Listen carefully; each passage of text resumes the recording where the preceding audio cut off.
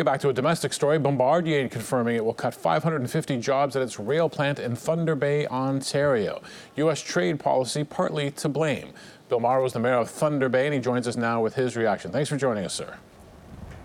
You're welcome, Greg. Good to be with you. So let's start with the effect on the community. This is a sizable amount of jobs, roughly about half of the people that are employed at this facility. How's the community reacting? Well, it's going to be a difficult time for certain. As you've mentioned, it's about half of the workforce. Bombardier is by far our largest private sector employer here in Thunder Bay and in the region, and as such, they represent a significant part of our GDP. So a very difficult day for the employees, for their families, and for the city and region at large. Now, we're seeing some contracts coming to an end of a life there for the TTC, for Metrolinx, so basically in this area of the province, in the Greater Toronto area. And the politicians are starting to point the finger of blame. As you see the situation, what's really behind all this? Well, listen, I'm not interested in being part of that debate between people who are pointing fingers. What we know is that when I became mayor in December, we understood that these contracts were going to be ending within the next 6 months to a year. We began our advocacy almost immediately. We've talked to everybody who has a finger on the file. The CEO of Metrolinx, the chair of TTC, Mayor John Tory, a number of relevant provincial ministers, everybody who needed to know about the impending situation with the contracts coming to an end. We made sure they understood that. We did our work, and now that work, from our perspective, will have to transition into ensuring as best we're able the long-term sustainability of the plant.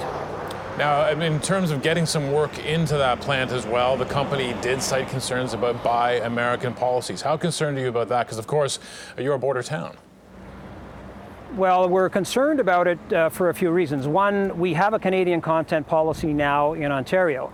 And so in all the media I've been doing and in my previous life would continue to do was to ensure as best we're able that Canadian content policy stays part of the Government of Ontario's procurement process. If they don't, the playing field, to your point, is already uneven. The United States has 65 to 75%, going to 75% content requirements. Obviously, that inhibits the capacity of a company like Bombardier to be successful with contracts out of the United States. So we need that content policy to remain in place in Ontario. If it doesn't, even if we go forward to meet the demand in Southern Ontario, without that content policy, we would have a diminished opportunity to be successul. Now, I know often industries will look to the government, and not for a bailout or a handout, although people are very critical of the Bombardier situation, but some sort of leg up to push the case with the Americans, to push the case with different levels of government. What are you hoping to see from political leaders here in terms of not giving a handout to the facility, but making sure there's work in the facility to keep these people employed? Yeah. Well, we're looking for a level playing field. And the Canadian content policy speaks to that. Right now, as I've mentioned, the ability to secure contracts in the U.S. is diminished. We can see the example of how difficult it can be to get work with the very recently let federal government contract with Via Rail, where $1 billion contract federally was let.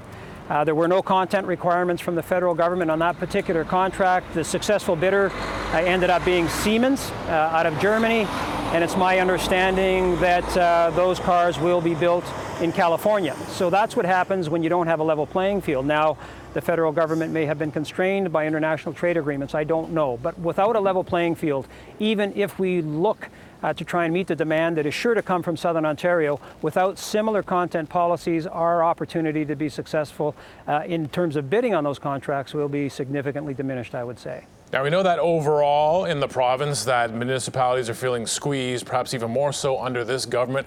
What can Thunder Bay do for its citizens, these 550 workers? I imagine your means are sort of limited to help them out. Well, beyond continuing to work on the long-term sustainability of this plant, and we'll have a call this afternoon with Minister Mulroney. We thank her for accepting our invitation to have a phone call with her. We're going to see what we can do specifically on this plant.